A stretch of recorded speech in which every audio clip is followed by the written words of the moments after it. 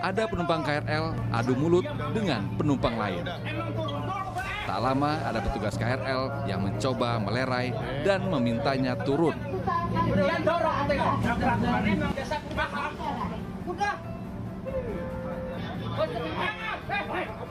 Tapi bukannya nurut, dia malah lanjut buat keributan dengan petugas.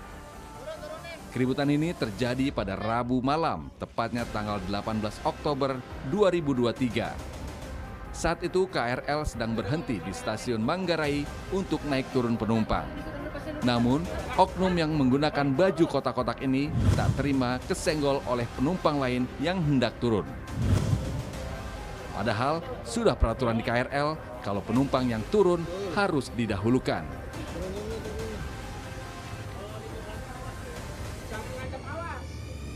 Akhirnya, keributan pun reda, pria baju kotak-kotak pun pindah gerbong. Memang ada baiknya selalu ikuti peraturan ya. Dahulukan penumpang yang ingin turun agar tidak terjadi kejadian yang tidak diinginkan. Assalamualaikum, selamat pagi pemirsa. Bagaimana kabar Anda hari ini? Tetap semangat ya. Nah, bagaimana kalau sebelum memulai aktivitas hari ini, kita simak dulu informasi-informasi menarik agar pagi Anda menjadi lebih berisi. Bersama saya Filipus Yonaso, inilah Cakrawala selengkapnya.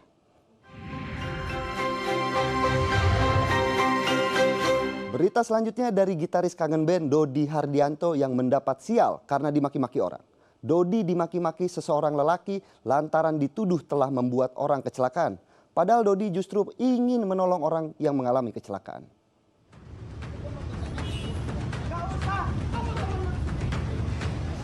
Keributan antara gitaris kangen band Dodi Hardianto dengan salah seorang pengendara sempat terekam video amatir dan seketika viral di media sosial.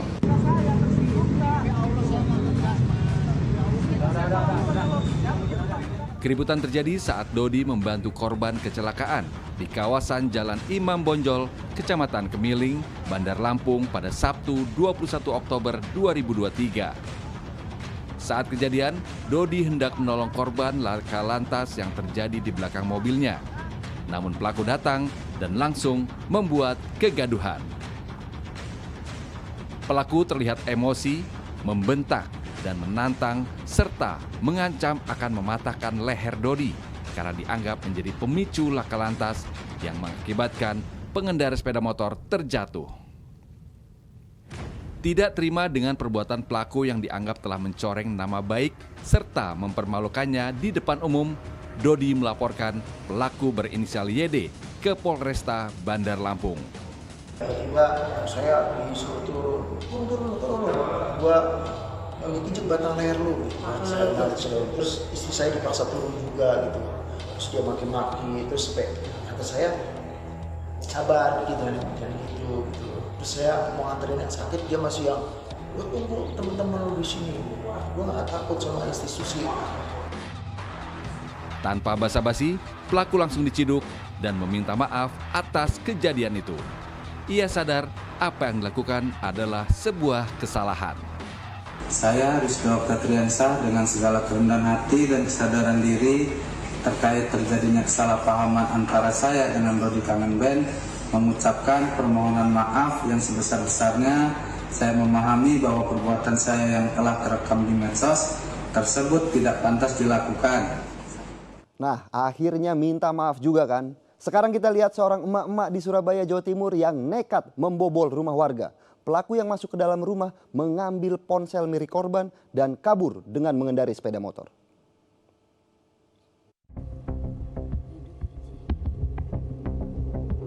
Aksi emak-emak yang nekat mencuri ponsel seorang warga di Jalan Kalilomlor Indah, Gang Seruni 1, Surabaya terekam kamera CCTV.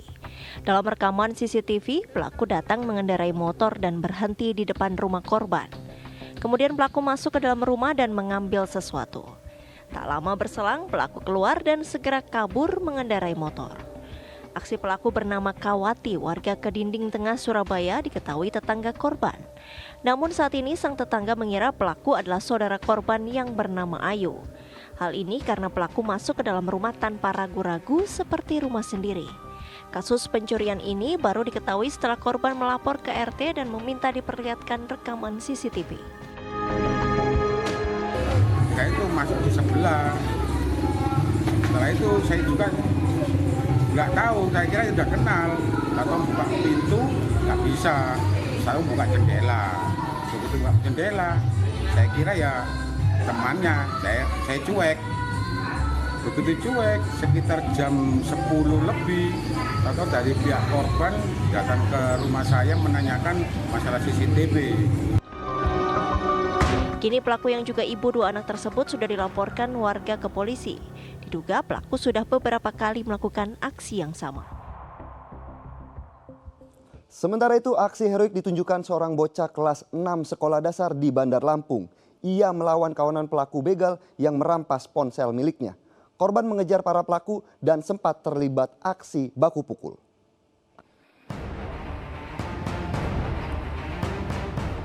Inilah rekaman kamera CCTV yang memperlihatkan kawanan pelaku begal berjumlah 3 orang datang berboncengan sepeda motor mendekati seorang bocah laki-laki yang sedang bermain ponsel di depan rumahnya di Kelurahan Kalibalau Kencana, Kecamatan Kedamaian, Bandar Lampung. Salah satu pelaku yang turun dari motor langsung merampas ponsel korban dan segera kabur.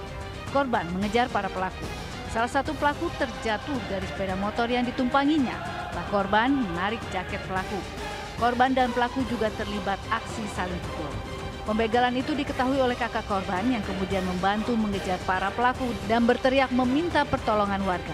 Warga juga ikut mengejar, namun para pelaku berhasil meloloskan diri dari kejaran warga. Langsung lihat langsung kaget, langsung saya kejar kan, langsung saya lari. Nah udah itu langsung saya teriak di situ, posisinya saya teriak itu udah 2 kali, woi langsung saya kejar sampai sini. Orang tuh kayaknya udah panik kan, langsung jatuh, dia kena adik saya udah narik si orang itu. Nah udah itu handphonenya jatuh, saya ngambil handphone itulah kan, langsung udah itu saya juga ikut lari lagi ngejar si orang itu. Posisinya adik saya fokus sama si maling itu gitu. Akibat kejadian ini, korban mengalami luka ringan saat berdua dengan salah satu pelaku. Keluarga korban tidak melaporkan kejadian ini ke polisi dan hanya memberitahukan ke Pamong dan aparat pemerintahan desa. Di Sumatera Utara, viral video aksi 2 remaja yang tak dikenal tega menganiaya dan merampas uang seorang penyandang disabilitas yang bekerja sebagai pemulung. Peristiwa penganiayaan ini terjadi di emperan toko roti ganda Jalan Kartini, Kota Pematang Siantar. Dan video ini viral di media sosial. Beginilah video rekaman CCTV yang merekam aksi kedua pria yang tega melakukan penganiayaan dan perampasan uang milik korban yang sehari-hari bekerja sebagai pengepul barang bekas. Dari rekaman video tersebut terlihat kedua pelaku berupaya merampas uang milik korban, namun karena korban M. Hutapea berupaya melakukan perlawanan, kedua pelaku kemudian semakin beringas melakukan pemukulan terhadap korban. Aksi keji kedua pelaku ini kemudian viral di jejaring sosial, hingga kemudian petugas Satreskrim Polres Pematang Siantar bergerak cepat dan berhasil mengamankan kedua pelaku. Kapolres Pematang Siantar AKBP Yogen Heros Baruno menyebutkan hingga saat ini kedua tersangka masih ditahan di RTP Polres Pematang Siantar guna penyelidikan lebih lanjut. Setelah menjalani pemeriksaan tes urin, kedua tersangka juga positif mengkonsumsi narkoba jenis sabu-sabu. Kedua tersangka telah melanggar pasal 365 ayat 2 KUHP pidana dengan ancaman hukuman 12 tahun penjara. Sebuah kecelakaan terjadi di Bau-Bau, Sulawesi Tenggara. Kejadiannya terjadi karena seorang mahasiswa nekat melanggar rambu lalu lintas dengan melawan arah. Mahasiswa yang mengendari motor metik kehilangan kendali dan menabrak pengendara lain. Akibatnya seorang ASN terluka parah. Beginilah kondisi korban yang berseragam ASN usai bertabrakan dengan seorang mahasiswa di Jalan Labalawo, Kelurahan Melai, Kota Bau-Bau, Sulawesi Tenggara. Akibat tabrakan tersebut, korban mengalami luka yang cukup parah. Terdapat luka robek pada bibir bagian atas, di dalam mulut, hingga wajah korban membengkak. Insiden tabrakan ini bermula saat pelaku yang menggunakan motor metik melaju dengan melawan arah di Jalan Labalawo. Tiba-tiba ia kehilangan kendali hingga menabrak kendaraan lain dari arah berlawanan. Korban yang merupakan seorang ASN itu dalam perjalanan ke tempat kerjanya di Rumah Sakit Palagi Mata. Akibat tabrakan tersebut, korban mengalami luka serius dengan kondisi yang mengenaskan. Korban langsung dievakuasi ke Rumah Sakit Palagi Mata untuk mendapatkan penanganan medis. Sementara pelaku yang turut mengantar korban ke rumah sakit langsung menyerahkan diri ke polisi. 2 kendaraan yang terlibat tabrakan sudah diamankan polisi. Sementara pelaku berinisial L, 22 tahun itu masih menjalani pemeriksaan di ruang penyidikan unit Laka Lantas Satlantas Polres Bau-Bau. Ratusan siswa dilarikan ke rumah sakit karena keracunan. Beritanya sesaat lagi, tetaplah di Cakrawala. Terima kasih Anda masih menyaksikan Cakrawala. Pemirsa, ratusan siswa di 3 sekolah dasar negeri mengalami keracunan di Kabupaten Bolaang, Mongondo, Sulawesi Utara. Mereka terpaksa dilarikan ke rumah sakit daerah. Para siswa ini dirawat setelah mengalami keracunan usai mengkonsumsi makanan tambahan yang merupakan program Badan Pangan Nasional. Duh, kok bisa ya? Sebanyak 100 siswa yang berasal dari 3 sekolah dasar negeri, masing-masing SD Negeri 1 Lolak, SD Negeri 2 Lolak, serta SD Negeri Motabang, Kecamatan Lolak, Kabupaten Bolaang Mongondo, Sulawesi Utara, Senin pagi terpaksa dilarikan ke rumah sakit daerah Datu Binangkang, Kabupaten Bolaang Mongondo. Para siswa ini terpaksa harus dirujuk di RSUD Datu Binangkang setelah mengalami pusing, sakit perut, serta mual-mual usai mengkonsumsi makanan tambahan berupa minuman susu kemasan bermerek Milk Life dan makanan jadi berupa ayam nugget dan roll nugget yang merupakan program Genius yang diberikan oleh Badan Pangan Nasional melalui Dinas Ketahanan Pangan Provinsi Sulawesi Utara. Sekretaris Daerah Bolaang Mongondo, Tahlis Galang mengatakan, para siswa yang menjalani perawatan di RSUD Datu Binangkang yang awalnya diperkirakan puluhan siswa, namun kini bertambah menjadi ratusan siswa. Apalagi para korban bukan hanya berasal dari 1 sekolah, namun 3 sekolah dasar. Pihak kepolisian Polres Bolaang Mongondo juga telah mengamankan pihak ketiga yang diketahui bekerja sama dengan Dinas Ketahanan Pangan Provinsi Sulawesi Utara sebagai penyalur bantuan makanan tambahan yang merupakan program Genius dari Badan Pangan Nasional. Tentunya kita doakan adik-adik tadi semoga lekas sembuh ya. Yang satu ini berita dari Rumah Sakit Wahidin Sudirohusodo di Makassar. Kabarnya rumah sakit ini mengalami krisis air bersih sejak seminggu terakhir. Kekeringan disebut-sebut menjadi faktor utama sampai-sampai keluarga pasien yang harus menadah air ke dalam jirigen.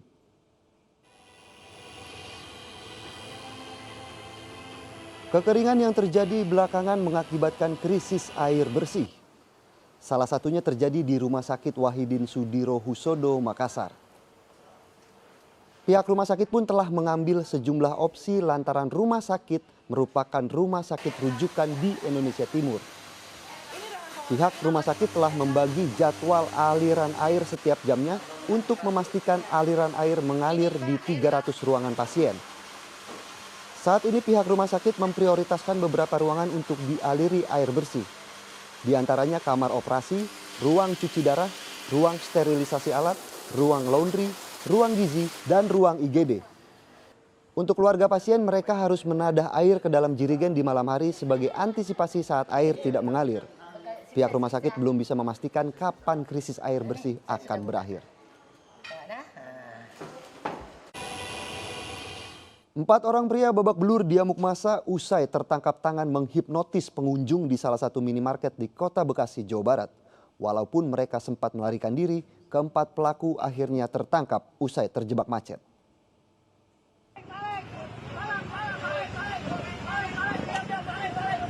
Dari rekaman video amatir milik warga ini terlihat aksi kejar-kejaran antar pelaku hipnotis yang menggunakan kendaraan mobil dengan korban yang menggunakan sepeda motor di Jalan Lingkar Utara, Teluk Pucung, Bekasi Utara, Kota Bekasi, Jawa Barat, Sabtu kemarin. Korban yang tersadar usai menjadi korban hipnotis para pelaku langsung mengejar dengan menggunakan sepeda motor. Pelaku yang mengetahui korban yang mengejar langsung tancap gas dengan menggunakan kendaraan roda 4.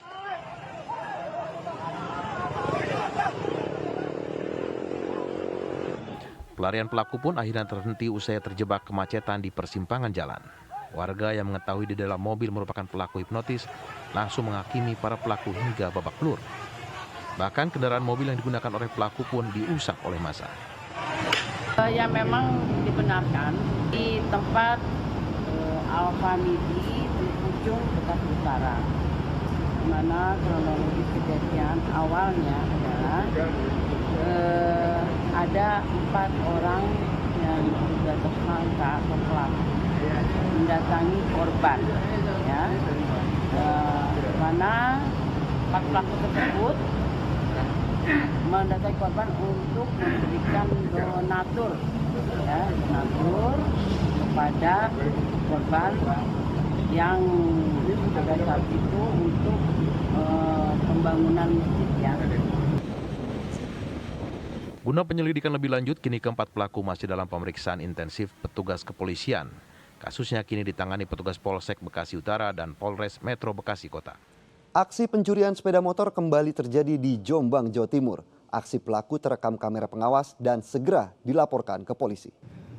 Dalam rekaman CCTV, tampak pelaku pencurian mendekati sebuah motor yang terparkir di depan sebuah toko di Desa Talun Kidul, Kecamatan Sumobito, Jombang.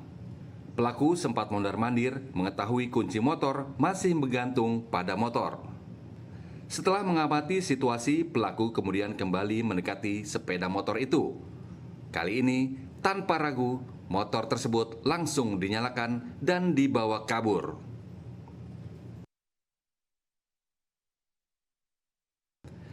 Menurut keterangan korban, pencurian tersebut terjadi pada Jumat siang. Dirinya lupa mengambil kunci motor karena harus melayani pembeli di tokonya. Korban baru menyadari motornya hilang ketika akan menjemput anak di sekolah. Korban akan melaporkan kejadian ini ke polisi dengan bukti hasil rekaman CCTV. Diduga akibat kelaparan dan kekurangan makanan di hutan akibat musim kemarau, kawanan monyet masuk ke dalam perkampungan warga di Kabupaten Baru, Sulawesi Selatan.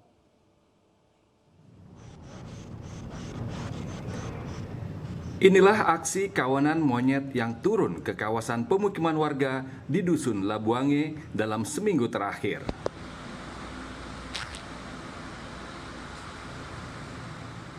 Kawanan monyet ini memakan hasil pertanian warga seperti pisang, pepaya, jambu, dan nangka.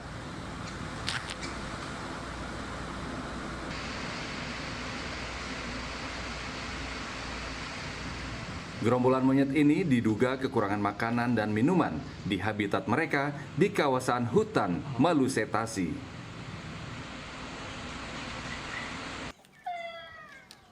Warga mengaku cukup resah karena khawatir kawanan ini akan menyerang anak-anak mereka.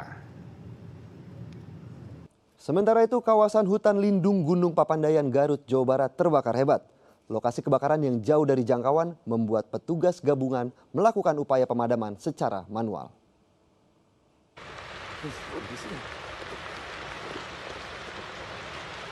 Beginilah suasana kobaran api yang membakar kawasan hutan lindung Blok Tegal Alung, Gunung Papandayan, Garut, Jawa Barat. Video direkam sejumlah relawan dari komunitas Serawayan pada Minggu dini hari. Hingga Senin siang, api masih berkobar sehingga kepulan asap tampak terlihat membumbung ke udara. Petugas gabungan berupaya mendekati api dan membuat sekat secara manual untuk menghindari rembetan api. Lokasi kebakaran yang jauh membuat mobil pemadam kebakaran tidak bisa menjangkau TKP. Petugas gabungan dan warga setempat terpaksa harus berjalan kaki selama 3 hingga 4 jam untuk mendekati ke kawasan Tegal Alun. Saya pemadaman secara manual karena lokasi yang menjadi titik api merupakan lokasi yang jauh dari jangkauan sehingga belum bisa kita menghadirkan ataupun mendorong alat untuk pemadam kebakaran, jadi dilakukan pemadaman secara manual sementara. Kawasan Taman Wisata Gunung Papandayan masih dibuka untuk wisatawan, sedangkan untuk aktivitas pendakian saat ini ditutup sementara. Ratusan komunitas olahraga rekreasi di Kutai Kartanegara, Kalimantan Timur ramaikan lomba perahu ketinting atau perahu tradisional nelayan di Sungai Mahakam. Lomba balap perahu ketinting ini diselenggarakan Kodim 0906 Kutai Kartanegara di tepian Sungai Mahakam, kawasan Pulau Kumala, Tenggarong, selama 3 hari sejak Jumat kemarin. Sebanyak 150 peserta dari berbagai komunitas turut meramaikan lomba tersebut dengan memperebutkan Piala Pangdam Cup 2023 Kodam 6 Mula Warman. Sebelum final digelar, puluhan perahu hias mengiringi para pembalap yang lolos dan akan berlaga memperebutkan Piala Pangdam 6 Mula Warman, sekaligus mendapat hadiah mesin kapal dan uang pembinaan dan akan mewakili Provinsi Kalimantan Timur berlaga di ajang nasional. Yang ini dilaksanakan dalam rangka memperingati hari ulang tahun yang ke-78 TNI. Tentunya kita ingin agar masyarakat di seluruh jajaran Kodam 6 Warman, yaitu di Kalimantan Utara, Kalimantan Timur, dan Kalimantan Selatan ikut memeriahkan kegiatan ini. Dan hal ini makanya kegiatan ini diikuti oleh 130 peserta. Lomba perahu ketinting ini terbagi dalam 3 kelompok lomba, mulai dari kelas 230 cc hingga kelas 500 cc dengan tingkat usia remaja hingga veteran. Dan lomba ini akan terus digelar setiap tahun untuk mencari bibit pembalap olahraga rekreasi ini. Ya, kabar tadi sekaligus menutup jumpa kita hari ini, namun jangan kemana-mana karena sesaat lagi ada program kasus viral yang seru, menegangkan, dan juga jenaka. Saya Filipus Yonaso pamit, selamat pagi dan wassalamualaikum.